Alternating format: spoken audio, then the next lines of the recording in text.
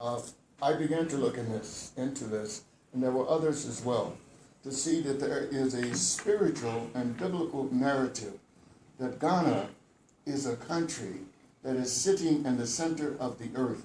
Everyone knows that, longitudinal and latitudinal. And we began to look into the Bible and looked at the Bible in the New Christian Revised Bible. And it says that God has a kingdom in heaven, and God also has a kingdom on earth. And the kingdom on earth is in the midst of the earth. Well, mist is the old archaic English. And if you define mist, mist means the center of the earth. And so we began to look at Ghana, that Ghana is in the center of the earth, and that Ghana played one of the major roles, the land of Ghana, the Gold Coast, where her children were taken into slavery. And Ghana now has become a center focus point on receiving her kith and kin, sons and daughters who were taken into the slave trade. So that raised it to another conscious level. We're not only just talking about Ghana, we're talking about the entire African race. And so I began to say that why can't Ghana play that major role is uniting the whole African race under the spiritual dimension of it being a pilgrimage. Ghana should be a pilgrimage for all African people to come and atone and spiritual heal themselves from all of the trauma that we have suffered over the hundreds of years. On the continent, we've suffered trauma, and also in the diaspora. So our people need healing. We look at Israel, at the state of Israel. Everyone knows they go to Jerusalem, to go to the Wailing Wall for atonement, you know what I mean, and spiritual healing. Christians do. We know that Muslims go to Saudi Arabia, Mecca, to what they call the Black Stone. They go for atonement and healing.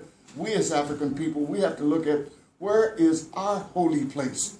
And God has given us a holy place, but we're just too blind to see it. And so my organization began to look at that very tediously. And that holy place is Ghana.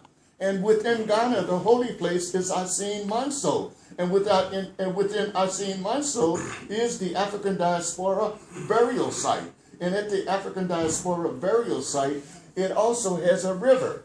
And you know, water is precious. That river there is called the Slave River. In Suo Donko, I believe it is in Tree. And it means that all of our ancestors who were captured throughout the whole West African region and were brought down toward the Cape Coast or the ocean area for the ships to pick them up, they had to take a bath. And they said this river is used or was used as the slave river for all the captives to take their baths before they were shipped out over to the Americas. So we have a spiritual dynamics at Asin Manso, where you have in the river, many of our people perished. Many were murdered that were too feeble, too emaciated to travel, and they were killed or died on the spot by that river. And so that river today is very, very dynamic. It's even believed that there is a spirit in that river that touches you when you go there. So that gave more impotence to me to say we must resurrect Asin Manso. So what came into fold then, that we saw that the Panifest, we saw that the emancipation ceremonies, which are good, every year they were doing their thing, usual and customary. They go to Cape Coast Castle, then maybe on the side they go to Asin Manso, and that was the end of it. But did the people who they were taking there really get the full story of what has gone on? So I began to come in and write the narrative. We're going to give them the full story. So that is, we began to focus on the late Queen Mother. When I say late, she has passed, the one who was instrumental in bringing the Jamaican girl from Jamaica named Crystal. She was in stool, okay, as the development Queen Mother, Kosahenima, I believe it is, and she was in stool in 2000, but she succumbed to a major stroke shortly after that. And she was disabled and could not carry on her responsibilities and duties.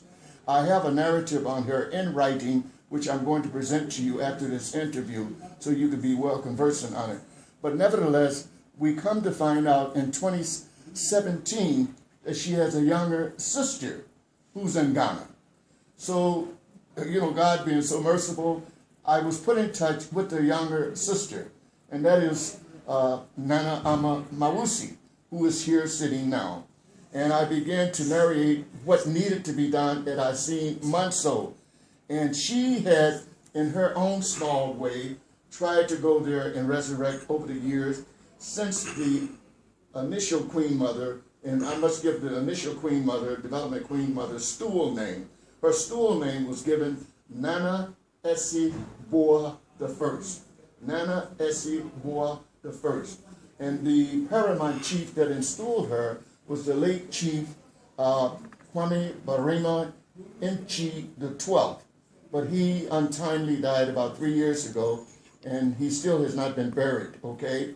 So she was under him, so the whole place was virtually laying fallow. Nothing of any substance and significance was going on with any meaning to all the visitors who went there. So Ministry of the Future, organization that I founded, we got involved, and as I said earlier, we began to give the narrative, the spiritual narrative of what it really means that we are the children of God. We are the children that the Bible has been talking about. We are the children that spent 400 years in captivity. We are the children who are now returning back to the source of our motherland, Ghana, with great riches and substance. We have learned a lot of skills while we were in the West. We have learned so much about Western ideas. We're not bringing just the Western ideas back, but we've decided that we want to come home and we want to make Africa great again. So I began to narrate this to the Queen Mother, Nana Ama Mawusi, in 2017. So we grouped together to go back up to Asin Manso to inform the Pimonim Traditional Council of what that burial site should be and what we intend to do with it. And the long and the short of all of that was that the Pimonim Traditional Council, in principle, agreed with us that they would help us to bring it to the forefront, to make it a pilgrimage, to put up a tomb, a temple, not a tomb, but a temple for our people to go there to do their atonement and spiritual healing. And so we now have put in place the surrogate Queen Mother, development Queen Mother, and she is standing by representing anytime we have any visitors that want to go up there, be the Ghanaians, continental Africans, in the diaspora. We have devised an atonement and a spiritual healing ceremony. And so the end of it all is simply this. We want to make Ghana the holy pilgrimage site equal or surpass that in Jerusalem and that in Mecca of Saudi Arabia.